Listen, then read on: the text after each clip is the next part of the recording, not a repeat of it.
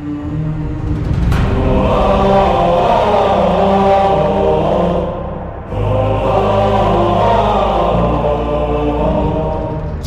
হাতির চেয়েও আমার শহীদ হাদির শক্তি ঢের, কোটি প্রাণের কলজে জুড়ে হাদির জায়গা ফের।